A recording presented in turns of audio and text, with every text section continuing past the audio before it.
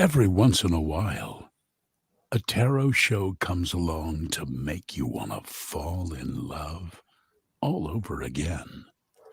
Tarot Flow Show is now. Is now. I thank you, STEPHAN Frank. Hello, everybody. Welcome to the Tarot Flow Show. I meant to bring him in with less of a crash, but here we are. Can you tell he's a brilliant vocal artist? Can you tell he is fabulous? I haven't seen him since high school, and we're going to catch up a little bit later in our Follow Your Road show about his amazing life in the UK and all over the world with his voice reaching all of our ears. Because I'm telling you now, you have heard him more than once in your life. You just may not have known who it was. And this is STEFAN ASHTON FRANK. Welcome, STEPHAN. How you doing today? Hey. I'm good. Life is a beautiful thing. Life is a beautiful thing, and I appreciate your being here with us. It's really nice to see you, and I am very glad to welcome you along with our co-host. And so let's go ahead and bring in from Scandinavia, our savant, our spiritual guide, our accompanist from Stockholm, Kefri Skarabus. How you doing, Kefri? I'm doing fine, Alison.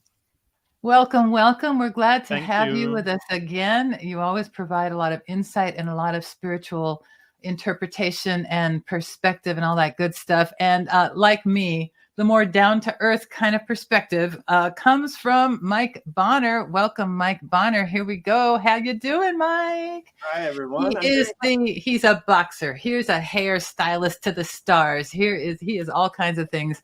And we are all in Steph's hometown here in Los Angeles, California, with the exception of Kefri, who's joining us from Stockholm. Nice. And so we are very, very glad to welcome you, Steph. And you don't know necessarily what you subjected yourself to, but let's share with our nice people here, what are the proposals? What are we doing today? So after we have a chance to talk to you a bit, we're going to look at some cards. We're going to make some connections. We're going to do a reading, and it's all, for your consideration. We all grew up in Hollywood. If you're going for an Oscar, all the agents put up these billboards all over town, and it's like, for your consideration, vote for them for the Oscar. Vote for this sound person for the Oscar. Vote for this voiceover actor for the Oscar. So I'm voting for you, Steph, for the Oscar. Nice. I'm a screener. You're a screener. So that's what we're going to do. So in thinking about that and looking at and thinking about tarot, what connections do you have to tarot? Everybody, we had a guest who had never before even touched or encountered a tarot deck, and that was a fun reading. But this is not the case for you. I grew up a flower child in the 60s. My parents had a head shop on Sunset called the Jabberwock in the 60s. For those in other countries, what is a head shop? They sold everything from leather goods to shirts to paraphernalia for combusting various herbs and pipes. We understand. Thank you. Yes. Mm-hmm. And it was a hippie location for Dragnet and for Adam 12. Oh, get out. Really? Yeah, on those shows, Dragnet and Adam 12 on TV, they would use your parents' head shop as the location. Love it. Love it. That's hilarious. When they wanted hippies, they would go shoot your parents, right? That was it. And right down by you, it was on Silver Lake and Descanso. Oh my gosh, that is so funny. Yeah. And I think, Mike, you had a shop that was about 3 blocks from there. That's hilarious. Yeah. How funny. It was a big thing in those days. Yeah. There was, peace marches but the occult was a normal household thing in those days for me. My mom and the people around her were always into tarot and astrology. So they took it all very seriously and kind of presented it to me as a science, more astrology than the tarot, but and I love the fact that you can divine spiritual energy from other places. Well said. Well said. And that's, I think, what draws so many of us to tarot is the fact that you're kind of contacting these energies. It's so interesting. So I am going to give us a little tour of the images that we're going to deal with before we get into the readings. Are there any decks that have been important or significant to you that you can? I mean, Rider was probably the first one I ever saw. Okay, good, because that's the one we're going to be using. Yeah, Wait had it tied down, I think, in the West. But yeah, I've seen a lot of decks. I got one in the house that's just out of rock stars. Oh, wonderful. I bet you Mike has done their hair. Yeah. Yeah.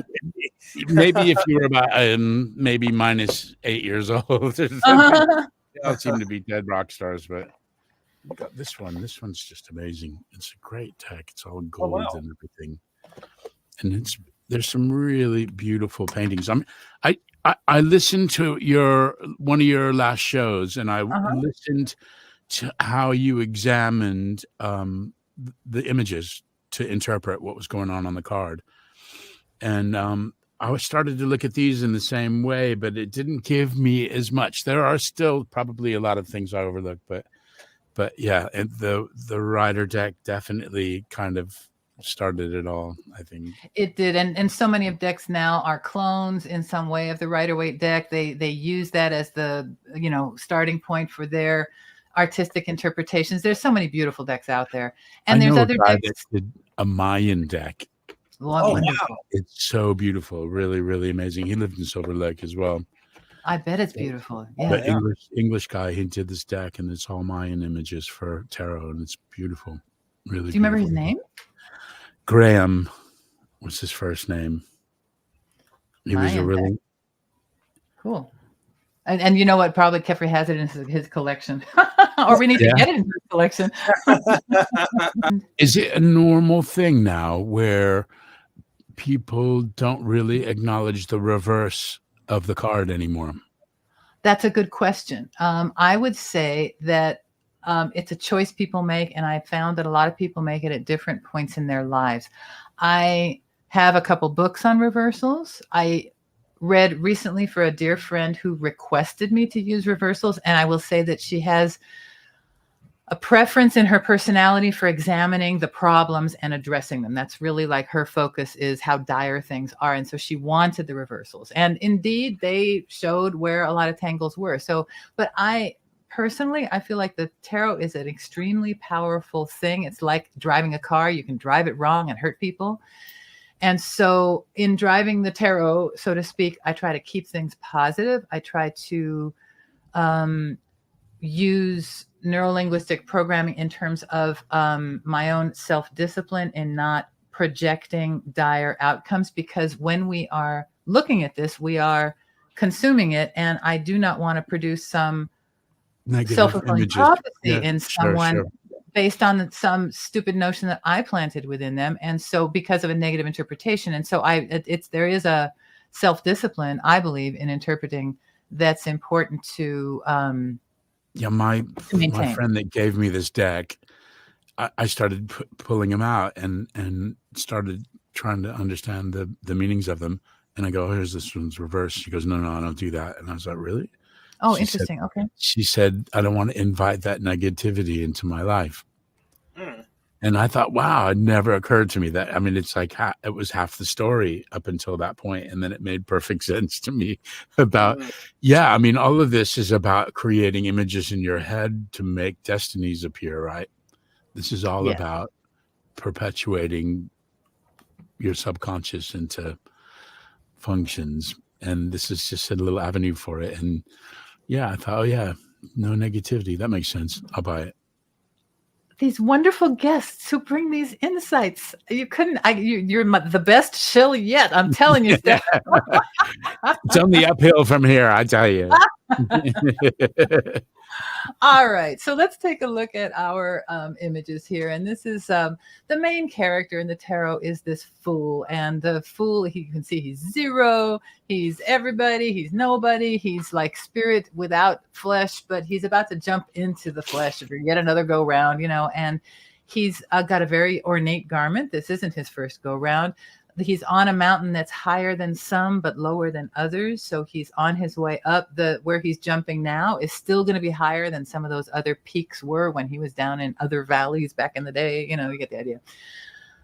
Rose of purity, willing heart, jumping into the next thing. And so what we're going to see now is the major arcana. So there's 22 of the majors. The tarot is made up of majors, 22 majors, and 56 minors. Let's take a look at the majors. We could look at these as this fool's journey through the world with a spiritual masculine and feminine, and that magician and high priestess, with a physical or an earthly, motherly, fatherly figure with those empress and emperor, with a teacher, the hierophant, a relationship, getting out of yourself and into other people with lovers. The chariot, that could even be your like first car. You start like getting out in the world. Then you start with the passions, with that strength card. That's that lust card we were talking about before. It's dealing with those energies, and then also dealing with solitude, the hermit card. We have the Wheel of Fortune, dealing with luck and other people's trajectories. The Justice card, dealing with laws.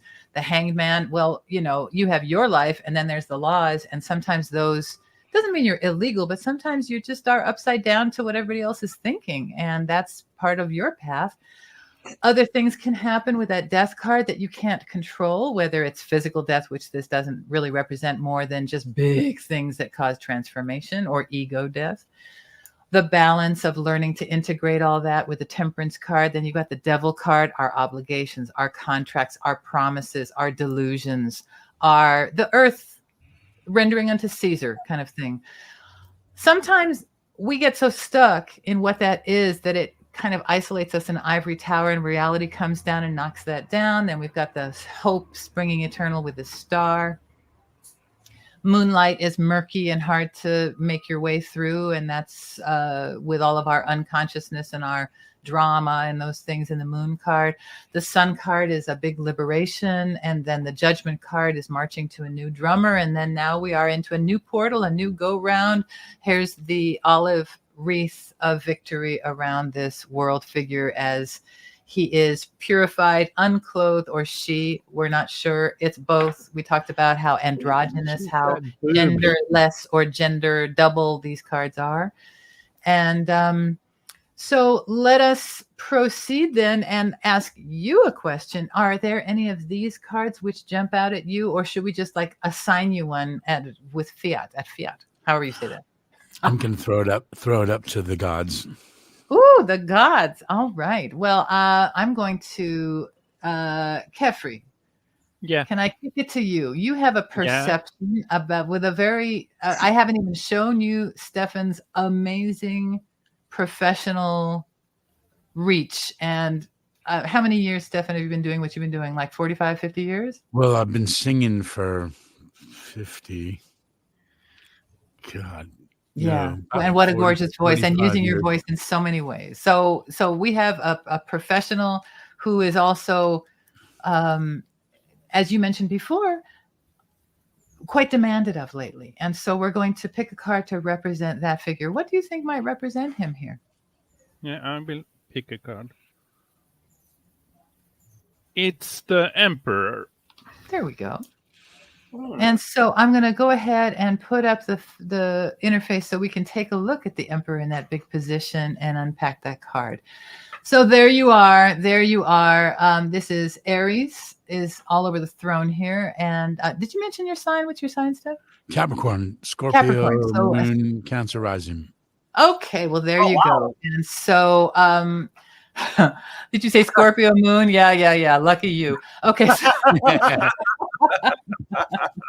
Thanks. And then a Cancer rising. So be careful of the bottles. I don't drink. Are you really Scorpio Moon? Yeah. Oh, wow. So this Emperor figure, as we look at him, you can see that he is well defended. So he's draped in all his royal finery, but under that he has his armor. So he's always at the ready. He's got the orb of the earth in one hand. He's got the scepter in another hand. The scepter also looks like an ankh, like an Egyptian cross. The throne has all these Aries rams, and Aries is about starting things. It's about pushing. It's about beginning. And the Emperor is about structuring, and it's also, as compared to his counterpart, the Empress, who's in a very cushy realm in a kind of a Garden of Eden-y kind of beautiful setting. He instead is on a hard throne at the top of the mountain in a very fiery kind of place where his decision rules. We can't really see it on this card that much, but his eyes are looking to the left. And what that is, pensive. What's that? He looks a bit pensive. He does look pensive, but because his decision making has to hold, he has to look to the Empress for balance, and so that's kind of what it represents in the cards here, just so that he's not so one-sided. So he does take into account that other polarity. What other things about the Emperor might we say, not as a reading per se, but just in unpacking this card? Kefri, what do you see? If we look at it kabbalistically, the path of the tree of life represents a window between the worlds, actually. So looking in and looking out, we can say he has the ability to do that. And that's the attribution. So on the Kabbalistic tree of life, every little pathway between the spheres or the Sephirot has an assignment. And the Emperor has the assignment quite high in the tree and there's a Hebrew word and letter that it gets associated to him, and that's the word for window. Is that right, Kefri? Is that why you were mentioning that? Yeah, it is. And what he looks at, if we look in the tree of life, he don't look at the Empress. He looks at the High Priestess, actually. Oh, thank you. I didn't recognize. Yeah. The Emperor card. Mike, what do you see in the Emperor card? Thank you, everybody, for your dealing with my technical issues. Oh, of course. I always see super strong Aries energy, like you said before. I would say that it kind of, I don't want to say it's full of contradictions, but it has this sort of this polarity with it, with this, with the Ankh scepter, which to me represents the esoteric, and then the earth, which is something that's very tangible. There's duality in that. And then I always notice that duality with the soft royal clothing and then the armor underneath it. It's the Emperor card to me it's a bit of an anomaly because that's always what I see. I just always think of like really forward, almost aggressive Mars energy, the way an Aries would approach something, almost like ruling something sort of with an iron fist, except he has iron toes. Cockroach killers. I'm really not sure what that is. That's what I always see with the card. It's like this beautiful, royal, soft, luxurious outfit, but there's this really hardcore steeliness. Yeah. Underneath everything, and then again with the earth and the Ankh sort of scepter, it's like the esoteric things that aren't tangible, and then you have this earthly sphere in your hand, which is completely tangible. So for me, I think it just reminds me of not just plowing forward kind of aggressively, but just to always remember that if you're ruling hard, you have to balance it out with something a bit softer at the same time, like the armored outfit with underneath the caftan. Yeah, exactly. It kind of reminds me of what my mom always said about Aries. Is because she was a Taurus, she said Aries is always think they're right and Tauruses are. That's exactly what a Taurian would say. Exactly. Or actually any earth sign for that matter. That's what any earth sign will say. So this guy's a contradiction for sure. He's warm. He's fashionably warm, but ready for war. Yeah, exactly. So well prepared on both sides. Mm-hmm. And he's got his army of rams with him. That's the one thing that stands out for me the most in this card are just the 4 ram heads. It's really quite severe. It is, and I was looking for an image that we have from this painter called Jofra. He's a Dutch painter. This is a bad photo of this thing, but let's check it out if we figure. So you can see how is that the Emperor? Is that a painting of the Emperor? No. Yeah. This is Aries as a sign. So but there is the Emperor, and he is moving forward himself. So let me just get this so we can blow it up a tiny bit more. Wow. It's an interesting figure here. But the idea of crashing through, I think that crashing through and just making your way and being the initiator and all those things is very much a part of the Aries energy that the Emperor is responsible for, shall we say. Is he being pushed by balance or chased? Yes. We'll never know. So that's just a little image to give us a taste of the of that particular Aries energy, which is what you were mentioning, Mike, in terms of an attribute of this Emperor card, because you can see the Aries ram heads all over his throne there. So this idea that he's responsible to make things happen, to crash through the old structures, to make new things happen. Anything else, Kefri, to offer on this? There are 4 ram's heads, so there is a square here also. So he is in the square, so to speak, and he is both in this world and he is also in contact with the higher world. That is also the window we were speaking of. Thank you. All You're right. welcome. So there's the Emperor. And he may or may not turn up in our reading. He's just our opportunity to highlight.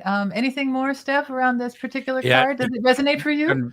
He kind of feels like my state of mind right now. Okay, well, good. So I guess we'll be reading that and more as we move. Try not to read too much into that, but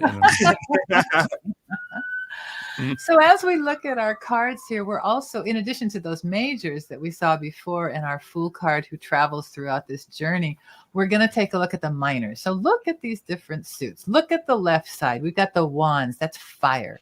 This is the spark of an idea. Then that spark, it's not going to go anywhere unless it's invested with care and emotion. And that's the cups. That's our next suit, which we see there. And that's the watery suit. And then that's not going to really go anywhere as far as ideas are. We can think about it and dream about it, but unless you kind of make a plan with the intellectual rational function, it's not going to happen. And so the next progression of development of something into reality is the planning stage, which is the rational place of the swords, which is our air suit. And then we get into when it takes place in the earth plane. And you mentioned the number 4. We've talked about a cube. We've talked about 3 dimensions. And now there's a 5 in front of us. And that's the 5-pointed star. People flip out. They're like, oh my God, witchcraft. But what this really represents is that we have 5 senses. Those are the tools that we have for dealing with this earth plane. In addition to the other invisible tools, our intellect, our emotions, our intuition, those are our other tools. But in this physical world, our senses are the things that we're working with while we're in this thing called time, earth, all that kind of stuff, because we're working within time. And therefore that's the slowest suit. Look how slow that knight is as he waits for the crop to come to fruition, because things take time. And so that's the element in that pentacle suit, is the earth and all those earthly signs. As we look at those suits, here's our fiery wands suit. You can see a 1 through 5, a 6 through 10, and then we can see the 4 court cards, and you can see all the fiery symbols, the salamanders, the sunflowers, the fire, the desert, the pyramids, all these kind of hot things. And then the water cup of the suit of the cups, emotional relationships. You can kind of see the progression of a relationship in here, or the idealized relationship. You can see the watery symbols in the court cards, the fish, the lotus blossoms, the rivers, the cups, the shells, the fishies, the dolphins, the ships, etc. And then finally, and not finally, but our swords, our air suits, much harsher, much colder. Think surgery, think rational thought, think uninformed by other emotions. It gets pretty cold in the thought realm. And if we had to live out everything we thought about, we'd end up like that 10, just like killed on the ground by our thoughts, because we can do that to ourselves very easily. Like we can give ourselves nightmares in that one before. Mm-hmm. So, and then you can see all the birds and butterflies and wind and air and clouds and stuff that are a part of this suit. And then finally, we've got our pentacles with the earth. And this is like the progression of a business or of a family, anchored in the world, that kind of thing. And then you've got the earth, the crops, the leaves, the plants, the fruit, the bunny rabbits, all the stuff that are a part of the earth represented in those court cards. I do want to add with the pentagrams in Native American, I'm half Native American. I was always taught as well that the pentagram, it symbolizes not just our 5 senses, but the 4 elements, and then spirit is on top. Thank you. So we have, water, fire, earth, air, and then at the very top point is how how we are connected to it, and that would be Yes, and then that also goes to the idea that a lot of people don't, or there are whole swaths of people who might use that pentagram inverted, right, and that kind of represents the more earth focused or downward focused. It's kind of an earth thing, earth worshiping versus a upward worshiping kind of thing. And so that's a vast oversimplification. So if anybody is into Wicca and wants to explain better, come on the show, let us know, all that good stuff, because I know about this much of it. So that's our vocabulary of images. That's what we're going to be using as we go into this reading. And the reading that we're going to be doing here is going to be configured like this. And so it's going to have 7 cards. We threw our little chariot on there because he's number 7. I think we're going to be looking at this kind of convergence of demands upon you in that top card, top middle card. And then on the bottom, we're going to kind of see an arc. It's a timeline. It could be a timeline where you're in the middle of it right now, so it's past, present, future, or it could be an arc that is the genesis of this experience that you're going through right now. It's some kind of a flow that we're looking at. First this happened, then the next thing, and then this happened. And so we'll get a better idea of that as we dig into this thing. On the top, on either side of the issue card or the topic card is advice. And so one to the left is cautionary. You may want to do this, but it might be better to avoid it. On the right is the advice to support you and to give you more, a better idea of a way to pursue this for your greatest growth and for the greatest benefit. And then on the right, we have this mystery card that we'll pull towards the end that's going to give us kind of some help or some more to consider, shall we say. So that's what we're going to do, if that's okay with you. And that's what's happening now. Do you have any questions before we jump into this? No, let's do it. Let's do it. All right. So kill the mic over on that other computer as we look at our cards right now. So thank you for your patience with me, and let us go ahead and do this. And I'm just going to go ahead and shuffle up for a minute.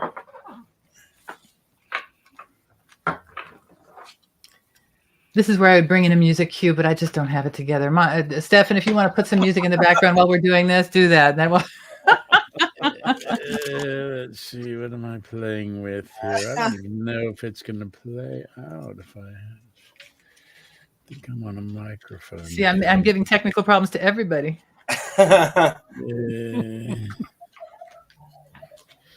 This guy jumped out. It's shocking. I know. Wait, let's see if I can get him close to this. So, Kefri, let's go ahead. Well, we can prepare with that one. This was just a random jumper. He jumped out, but it does rather depict where you're at right now. If we look at this, my apologies. All right, let's go with the music. We're doing the music now.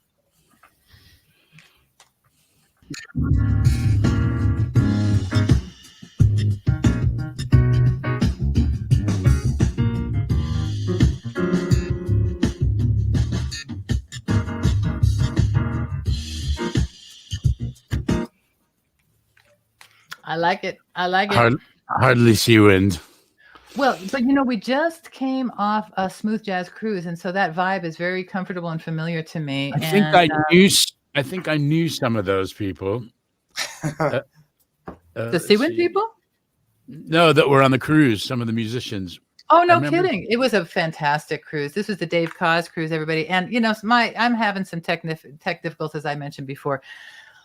Take it on faith that I am shuffling these cards, and I want to get back in a mental mode that I'm not like tech addled right now. So what I'm doing right now is I'm shuffling the cards, and I'm going to kind of snake them out on the table in front of me, and then I'm going to contemplate the positions of the cards that we were looking at, and then we'll place them into the reading. And so as I do this, I'm going to go ahead and pull those cards. And I don't know if we're going to use that 10 as the significator, Kefri. Let's just use it, although it does seem appropriate. But I'm going to go ahead and pull another one, and we'll leave that one as an outlier. Another one. Yeah. But it's okay, because we can't really see it at the moment yet anyway. But just so everybody knows, maybe you can hear me shuffling. But we take another one. Yeah. Anyway. I was watching this tarot guy, Richard Knight. Go ahead. Was that the disaster card, the 10 of Wands? No, it just is laden with a lot of things. You're carrying a lot. Yeah, I can. Yeah. Sounds like it. All right, there we go. Tell me something I don't know. You need a foundation. Right. You need to build a foundation, Steph. Okay, so here we go. Just when I thought I had it. Yeah, I know. Huh? Okay, so now we're going to look at the topic, the issue, the what's around Steph at the moment. Wheel of Fortune. Another 10, by the way. So lots of ideas, lots of possibilities. Let's do the arc of the timeline now. Well, 10s aren't they're a completion. And the Wheel of Fortune at that 10 place is its own balance. We can go ahead and put that up in the focus position, Kefri, and take a look at that. And why don't you guys talk about that while I look at the other cards here? Yeah, it astrologically it represents Jupiter, the planet Jupiter, so it's also luck and making everything bigger than it is actually. I would say new ventures and possibilities, lots of ideas. Maybe you're studying some new stuff to get some new skills and jump out in a new way. This is quite fortuitous, I think, and it's a good reading to have. I'm going to pull the rest of the cards. And then, Mike, anything come to mind for the Wheel of Fortune for you as a significator? Yeah, I always notice the tetraphor on the four corners, where you have the angel. What is that word you used? I always like to increase my vocabulary. I believe it's tetramorph. Tetraform as well. Yeah, I've heard a couple different things. Yeah, but they are, or a tetramorph. It's symbol. There's the angel. There's the eagle. The lion. And the bull. And of course, let's see. The angel is representative of the spirit. The eagle is weirdly enough Scorpio, because Scorpion energy, because that's connected to that. And then obviously the bull is Taurus energy, and the lion being Leo energy. That's what I always notice with. And that angel is Aquarius, who is the fourth fixed sign. So they are all of the kind of elevated aspects of the four fixed signs of the zodiac. And they're all learning. They've all got books. I didn't know that. I had not ever heard that. These are also the creatures that Ezekiel saw in his vision. He saw these things. And so there's lots and lots of symbolism jam-packed, as you can see, with the Sphinx figure and the Anubis figure and the snake. I mean, these things are jam-packed. We can't possibly go into them all right now, but here we go. So now that's your significator, along with this little outlier card. So let's put this little outlier card just up as for interest purposes, which is the 10 of wands, because that's the one that literally, put it in the big position. Yeah. We'll just look for a second. And then that's the one that just jumped out while I was shuffling stuff. And you were like, is this what's, is it? So no disaster, just a bit of burden, but you're almost there. And it's a 10. So it just seems like it may be that, I don't know, maybe you got a mortgage, you're upside down for the moment. Maybe you've got some things that are coming due. Maybe there's just a lot of work and you've got to take it on if you're going to make this other thing happen, or, just stuff. And it's all on you. It's a lot. Yep. Yeah. Okay. So there we go. That was our little ancillary, color commentary card there. Let's see what we have here. Tell him what he's won. Tell him what he's won. All right. Door number 1, the past. Wheel of Fortune. Wheel of Fortune. The past. Empress.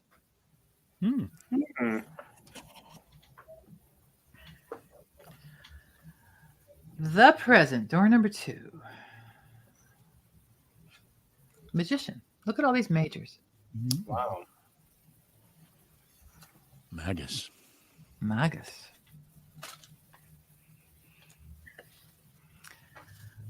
After the magician, so from the Empress to the magician, where are we going with Steph?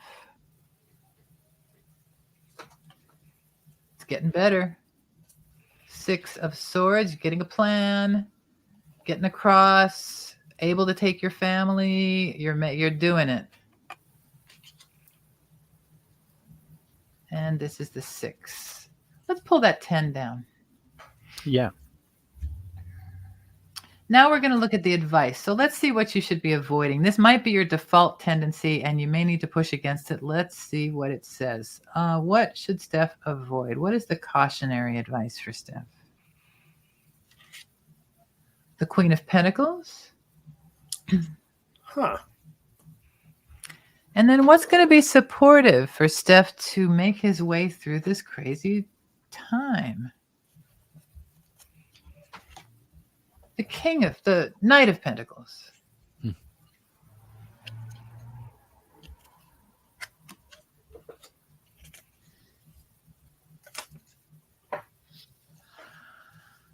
Okay.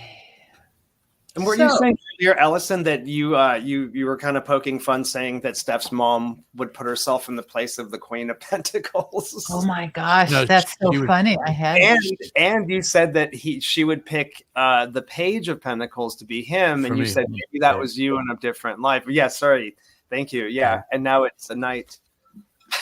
I just had, before anyone says anything, I just thought that that's something interesting to point out. very interesting. Yeah. She always interesting. thought she was the Hierophant. She always Yes. Yeah. I love that. Yes. And you were her prince, and so that's why you got the page position. You were her prince in the world, so to speak. So the Wheel of Fortune card, we looked at that a moment ago. Let's just say at this moment that there is so much in the air, you just don't know where everything's going to fall, and that's a very unsettling place to be. The wheel is spinning, the ball is spinning, and round she goes. Nobody, and that kind of metaphor for so many things in movement right now that you can't really anchor, and without being able to anchor, it feels insecure. But you are the magician. What's that position again? The middle one? On top? The Wheel of Fortune is like the topic position. Let's just jump back there for a second. Okay. So what we're looking at here is the topic, advice either way on the top, and then this arc of time on the bottom. Yeah, absolutely. So as we look back here, then we can see, looking at the Wheel of Fortune and now looking at this time arc on the bottom. In the present, so the point of power is always in the present. And so you're in the point of power right now with your magical powers. You have made it happen for the last 50 years, and you will do it again. It's just a question of what are the skills that you're going to be using? And I think that those are represented in the books above. What are the new things that you're taking on now that are going to enable you to pull this down from the world and into your garden down below, into your place of bounty and productivity and generativeness, which is your garden, which is what he's pointing at down at the bottom. Would you put that magician up, Kefri, please? Yeah. Thank you. So he's pulling this down with his wand. You had the scepter in hand as the emperor, of course, when we were looking at that as kind of an identity card. And then this magician has his crystal wand. He's pulling it down. He's bringing it. So all from above is coming down into his garden. He has all the tools on his table. You have all of the equipment that you need. You have all of the skills that you need as you build them with the skills that you're now learning above. And looking at this arc of time, so you're in this point of power now, and it looks to me like before that. So let's look at our Empress. And Kefri, as we look at the Empress in that past figure, I think that there was a place where you were economically more comfortable, and now there's something that puts that perhaps at risk or makes you feel like, okay, I can't take it easy the way I've been taking it easy. I need to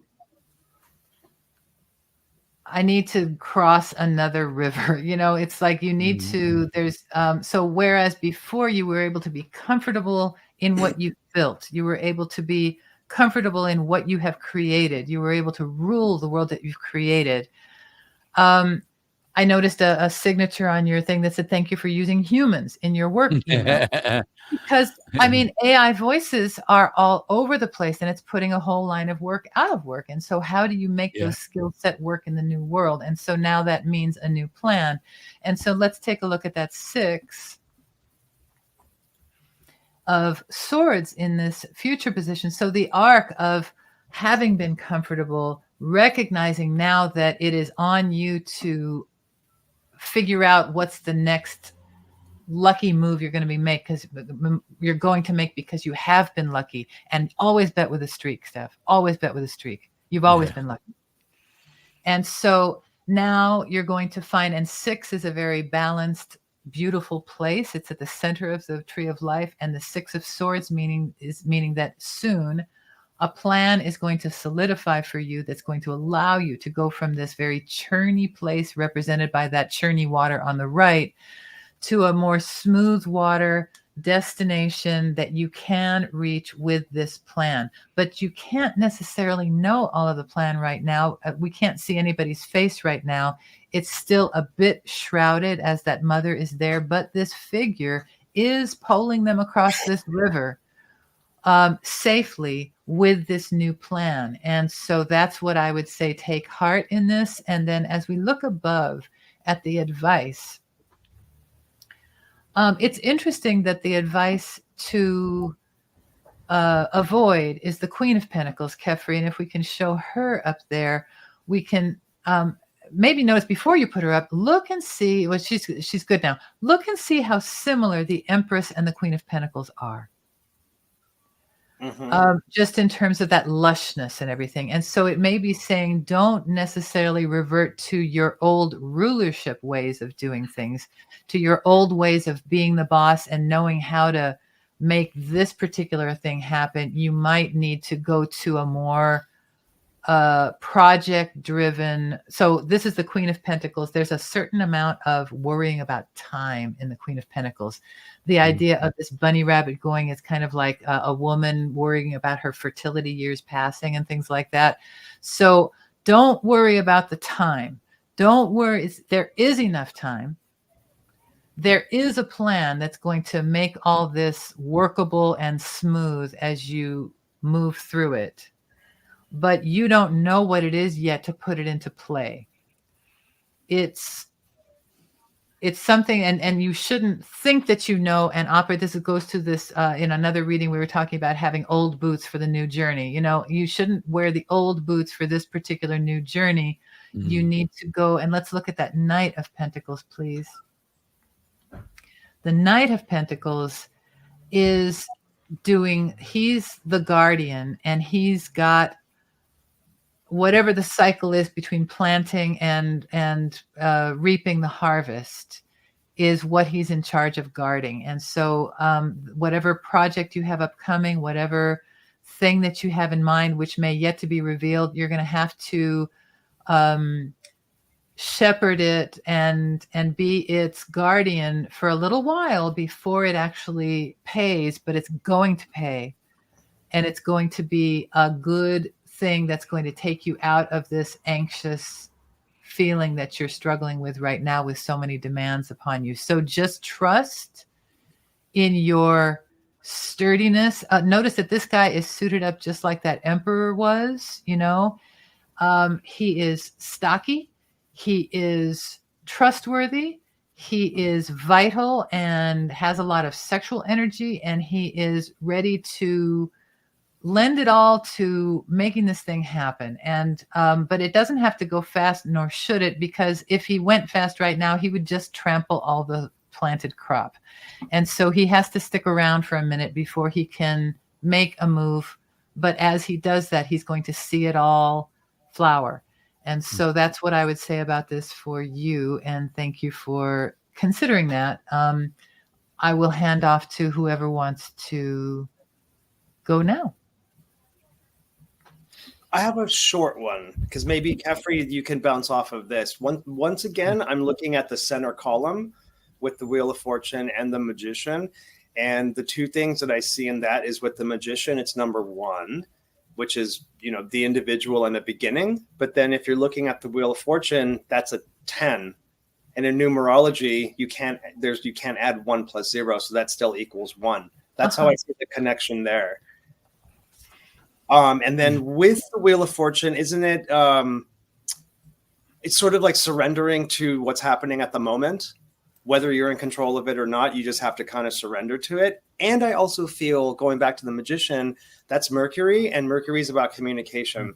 So I feel like maybe whatever moving forward has to do with how you communicate it, and sort of, how you communicate with it. And then you being in voice, I feel like that is something that's not alien to you, that you have a way of whatever situation that you're in.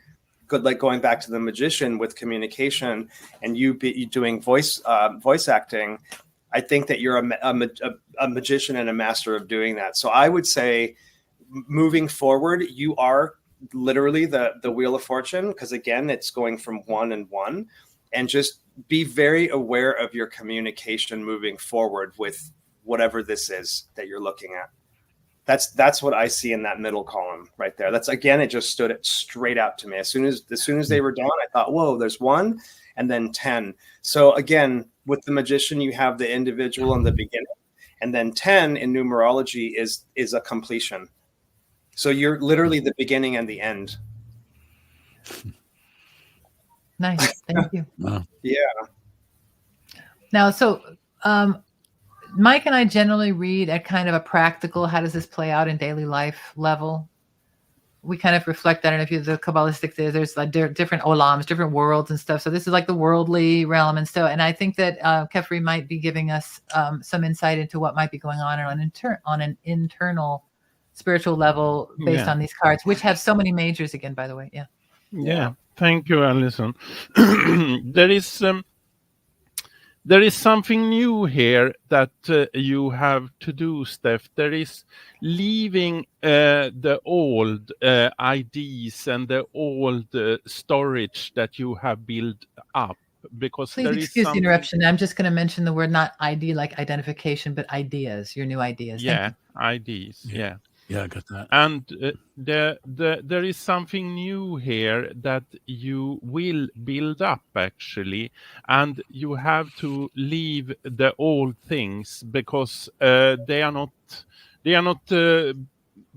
able to produce the same way as they was before. And there is also divine a higher force here, actually, because especially in the Wheel of Fortune, we see both the letter of Tarot, and we also see the Hebrew letters of the Tetragrammaton. So there is a sort of an integration with a higher force here, actually.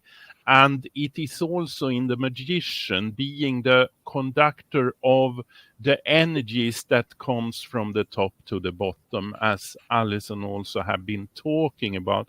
And we saw also in the Emperor the window between the worlds. But in the Empress, we see the door between the worlds, because the symbol for that card is the door. So it is like you have stepped through something that is new, actually, and it is also a sort of a higher service, being able to be the transporter of the energies from a higher realm to an earthly plane, so to speak. And the new thing is about this. And the Knight of Pentacles there has the resources for doing that, actually, and also is ready to do it. And also the future card, this is also being what is balancing this situation, bringing in the balance to it, actually. And we also said before that your mother, she showed you the Page of Pentacles, and now we see the Knight of Pentacles here. So now it's time for you to do something completely new that is not connected to what has been before or memories of what have been before. And you shouldn't try to find your ideas there either in the futureness, so in the pastness, so to speak, because you can build the futureness by new ideas. And we also saw that in the 10 of Wands, actually, for each wand that is at the top of that card is actually an idea, and there needs to be a foundation of those ideas to build something new, and that is what is showing here. And also you have a divine support, a higher support in this process, and I also think you know it, actually. And I'm going to stop there. Thank you. Useful. Thank you. Yeah, that was quite useful. Thank you very much. So I'm glad it was useful. Is there anything that you want to comment on before we pull another kind of overall big card? No, let's see what okay for you to be discreet about your own life and not tell us how it connects. That's just our payoff. Yeah, no, you can keep your life to yourself, Steph. I could tell you what I thought about how it connects, but yeah, it's up to you. But we of course, that's our payoff. But then we are at your service. So however this is useful to you, thank you so much. I think my mantra in life has always been evolve or dissolve. Ooh, I like that. It probably plays into that one. But yeah, I think it's probably more my, yeah, you know, I think it's about accepting power that I have. Indeed. And using that to solve the problems to figure out a way to carry more easily all the things that are being given to you right now to carry. Yeah. Something along those lines, you know, and to trust in yourself with that Knight of Pentacles and with that 6, to trust in yourself to be able to solidly and caringly get across and get through this and get over this. And you know, it's you've done a lot of things, and this is another thing that you're going to look back on and say, wow, you know. And so I get the balance on the longboat. I get it. I'm only worried that those swords have gone all the way through and the boat is sinking. Well, you shouldn't. Yeah. Don't yank them out.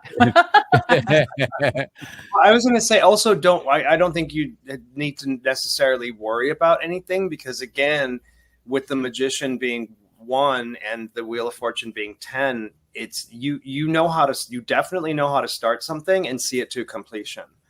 And your communication, whatever that means, whether that's through your work or just say your voice, your actual larynx, you know, like that is I'm feeling is your strongest tool. It's kept me alive so far. Yeah, exactly. And then you have, and not only do you have the one voice, you have about 1,000 voices. Well, it's representative of. You get a discount on therapy. Sorry. You get the group discount. That's right. I love it. Jeffrey. Group therapy. Come on. Nice joining you. Yeah. Group therapy. Yeah. That's right. Like group coaching. It's wonderful. We can talk to all of you at once and just the one person. It's fantastic. Yeah. I resemble that. Just move chairs. Yeah. I said to myself. What's our big card we're going to do now? Yeah. It's actually the 2 of Swords. Wow. You're going to love this. You wanted answers? None for you today. None for you today. Wait, is it none for me today? Is that it? The future is, who knows? Yep. No, I think to me, something that this says is that it's not the right time to make a decision, but it's close to that. You may not be wanting to make a decision, so you're holding off.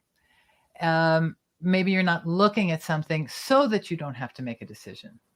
So if there's anything that you're kind of avoiding so that you don't have to pull a trigger or anything like that, that might be worth checking out at the moment. It doesn't mean you should make a decision, but just recognize that there may be an intentional hold on your thinking so that you don't have to actually unpack a particular some kind of problem. Maybe that's one of the swords in the boat that need to not be rocked at the moment. Maybe that would be problematic to rock it, and so that's why you're holding on it. Something along those lines is what I would say here. But it's not to fault you in any way. It's just to make you aware that it's possible that you're only, and then looking at that blindfold, you can kind of see down. It's possible that what you think you're seeing is only partial. So it's real, but it's only partial. And so therefore it's appropriate that you don't make a decision, because until you know more, you should not. And so you know that. And so maybe this delay is an intentional and strategic and smart thing to do. Mike and Kefri, I leave it to you now. I'll go real quick because you kind of covered it. But with this card, what stands out to me is the blindfold. Again, just you can't really quite see things, but if you just kind of look down, you can start to see the beginning of something. At least what I always think of is I can see my feet. So if I don't know where I'm going or what's going on, I can still look underneath that blindfold and I see my feet, and they're usually always pointing in the right direction, which is forward. That's what the card always reminds me of. It's such a serious card, you know what I mean? I love it. Kefri, what do you see there? Thank you. Yeah, this is a card for me about temporary balance, actually. And it is also interesting in the other cards here that there are a very strong connection to tarot cards here, actually, because we have the word of tarot in the Wheel of Fortune, and we have the elements of the tarot deck in the Magician. And here we have an Egyptian position of a pharaoh, actually, with the hands. And that is also the connection, Egyptian connection for me to the tarot card. So there is something that is saying, I think, to you, Steph, use your tarot cards to provide the answers to you. Interesting. So there you go. And when you see that card, Steph, what do you think about? I'm wondering if that moon is waxing or not. Yeah, exactly. Hey, there's another thing to take into account here. The aces are like seeds of an idea, and then the twos are the actual beginning. So it's possible that you've already put something into motion, but you just can't see where it's going to go, nor can you make any further decisions until you kind of see what the results are coming back from that thing. Right. Now, what's the next one is that Three of Swords, which is kind of a heartbreak. So maybe that's why the avoidance and that kind of thing. It's just early days of the plan. But take heart that the 6 is coming, and then the 6 is a nice card in terms of balance to get you to the next phase and to be down the middle and in the heart place, the heart-centered place, that 6 of Swords. So the 6 of Swords is a very heart-centered way to plan. You're planning with others' needs in mind. You're planning for progress and generosity and relief. Seems about right. Okay. Which makes sense, Alison, with it being on a bed of water, that with water representing your emotions and fluidity and all of that. And then noticing the roiled waters on the right side of the boat and the roiled waters behind this figure. So that's perhaps where you're at right now, is and the waters are, and so people's emotions are all up and windy, and so lots of thoughts, lots of emotions, lots of thoughts. So not a good place to make a decision from. So a smart place to hold off, though. A Mercury retrograde holding pattern. Yeah, basically. Are we Mercury retrograde now? But yes, I can see that would be a good descriptor for it, for sure. All right. So, well, that's it. That's the tarot flow, Steph. So you've had the treatment. You guys are fantastic. It's fantastic. Definitely love opening myself up to things I need to know. Oh, well, you're very gracious to subject yourself to such scrutiny in a public forum this way. Well, that is a first, I gotta say. I don't really bare my soul in 30 seconds normally, but Oh, I know what I would say lastly that I just kind of got right now is going back to the communication thing with kind of combining everything that we said with Kefri, Alison, myself, with the new stuff. Instead of doing the new stuff the old ways, trust your communication. That I think that's your strongest asset. With those swords especially, and those swords are going to be your savior in that boat. Yeah, and remember that you always with the 1 and the 10, that you always can start something and create something, and you always see it to the finish, whether it's how you planned it out or not. You still that's part of your cosmic makeup, I think. I've been shocked. Also, like I said, it's right there in the center of the reading, which is, to me, that symbolizes sort of the spine. If it was sort of a body, that's the middle spine part of that. Yeah. Thank you. Steph, what were you saying? You've always been what? I've just been shockingly good at divining my kind of destiny, creating pictures in my head. And it got to such a point I had to be careful what I asked for, which is telling my kids that now, that you have such power. Yes, indeed. Put that magician card up if you don't mind, Kefri. Yeah, and so I've kind of always carried that power, and it's just about utilizing it all for the right reasons these days. And and I think that's true. And with your kids and stuff, everybody and their mother is now manifesting. Everybody's manifesting. Right? What they're manifesting is kind of what they want, what their ego wants, and so it's going to be the Wild West in terms of what gets manifested these days. It's manifest little whims and desires, and so that's part of what you want, but that's not the greater power. But manifestation is about humbly asking for actual guidance and some kind of direction versus, I want a Lamborghini, a gold one. Yeah, it don't matter. That stuff isn't important yet. That's how I try to explain it to people. When I hear, I want a Lamborghini. No, you don't. Have one too, if you want. I always tell people that about manifestation, because you're right. It's a very hot word. It's amazing. I've 5 had years or identical floor plans of properties that I've bought come up that were in my dreams 7 years before.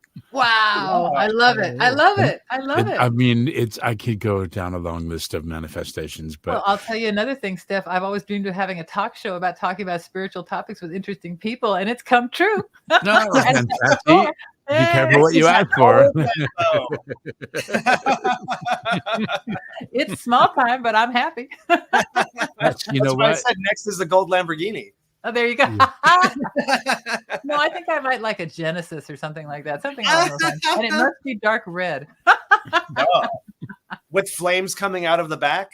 Oh, that's optional, yeah. Only on the electric, something uncarjackable in Echo Park. What's that? Uncarjackable in Echo Park. There you go. I don't have a garage. It's true. Yeah. Maybe I should work on a new house. Move up the hill. All right. Any final words, folks, before we say goodbye and farewell? And thank you so much to Stephan. Thank you, Stephan. It was really awesome working with you. Absolute pleasure to meet all of you and be dissected.